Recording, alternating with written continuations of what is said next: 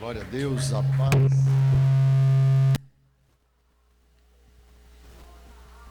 A paz do Senhor Jesus. A paz do Senhor Jesus. Quantos estão alegres nesta manhã? Já abraçou o irmão que está do seu lado aí? Abraça assim de longe, ó. Tanta gente com saudade de um abraço, né? De um contato físico. Essa pandemia que tem tentado quebrar a comunhão dos santos. Você sabe o que é que significa comunhão? É se misturar. Aleluia. Mas nesta manhã a palavra vai se misturar contigo. Jesus vai se misturar contigo. Abra comigo o livro de João, Evangelho segundo escreveu São João, capítulo 11.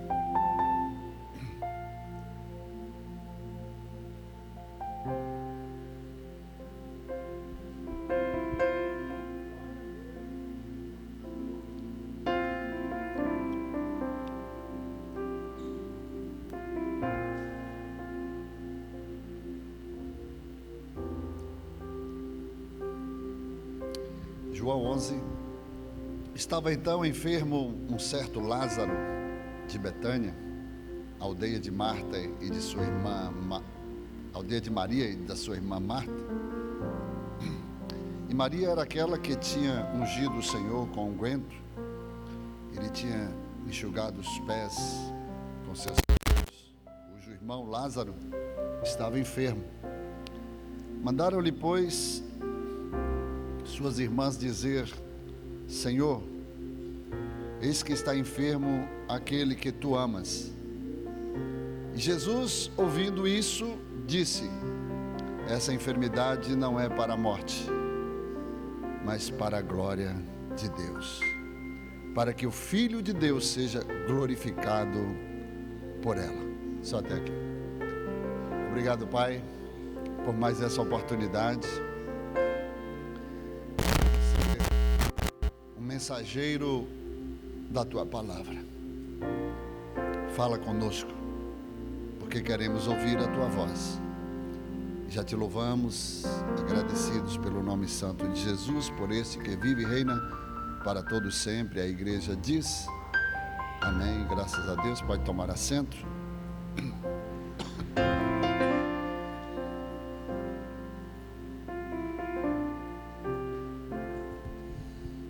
Queridos, em tempos como este,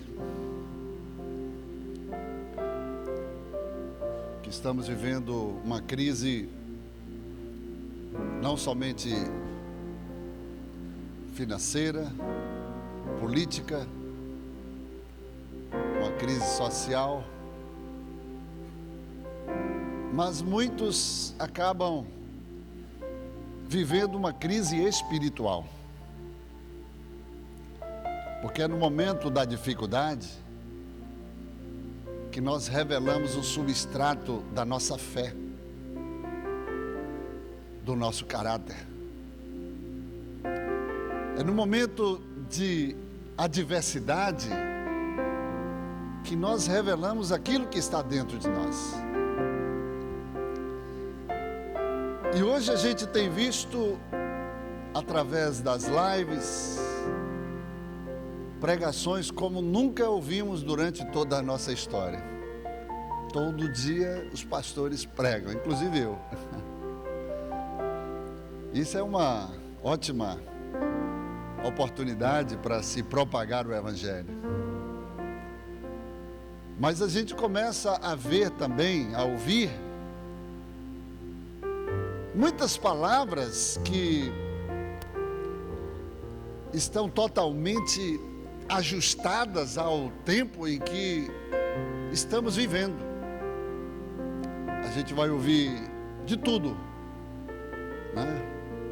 As palavras pela vertente emocional, pela vertente espiritual, pela vertente física, nós vamos ouvir de tudo, porque as circunstâncias, muitas vezes, elas determinam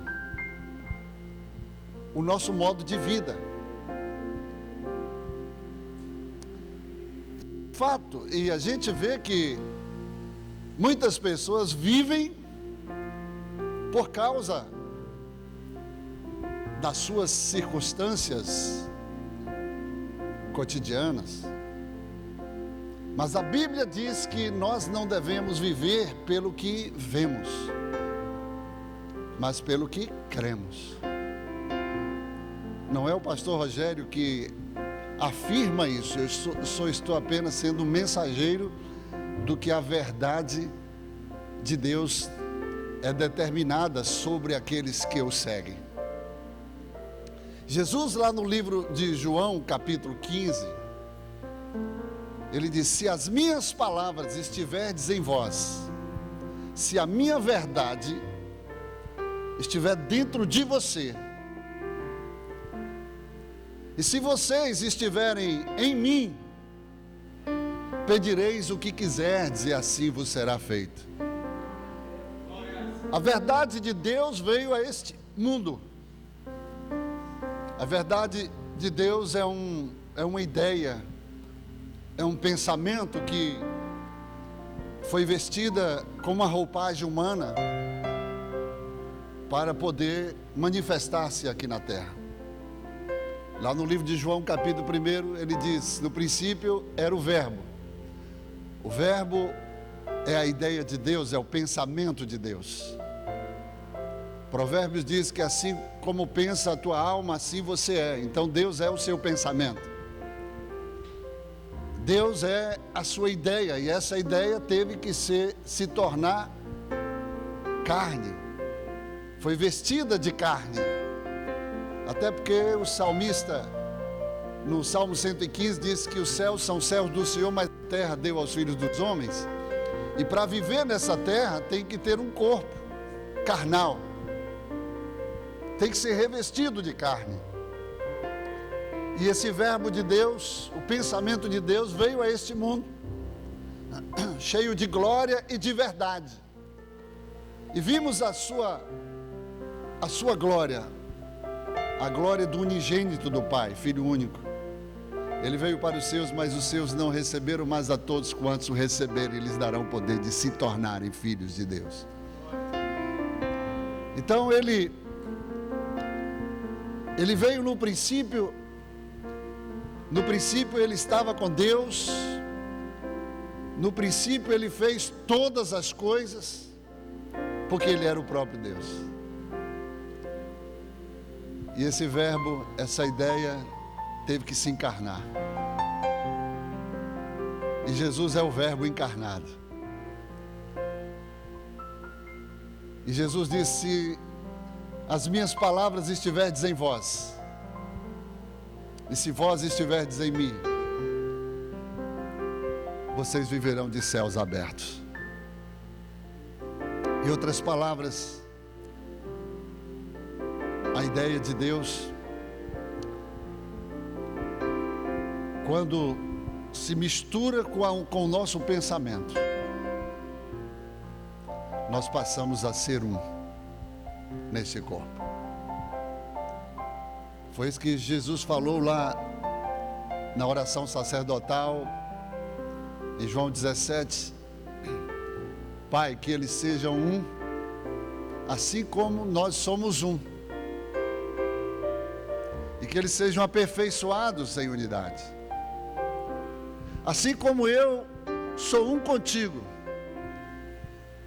que eles sejam um conosco. Como é que isso acontece? É quando esse verbo, essa verdade de Deus, ela entra em você e se faz um com o seu espírito. Então nós precisamos viver não segundo o que vemos, mas o que cremos.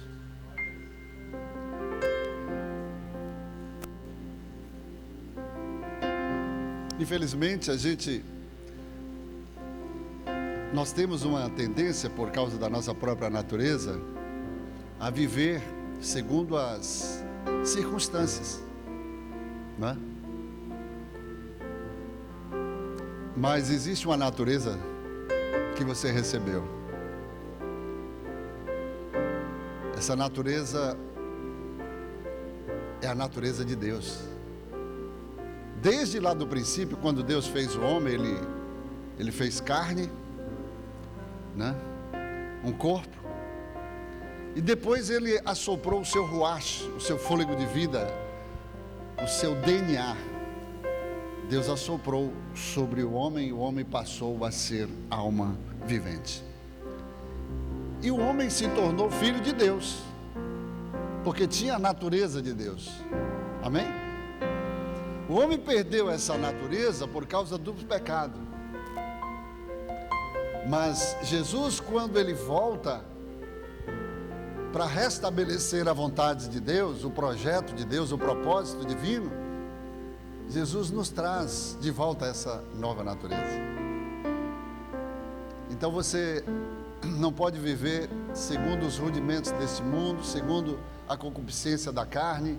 Você não pode viver segundo a velha natureza, porque essa velha natureza, ela precisa ser crucificada, morta, lá no Calvário.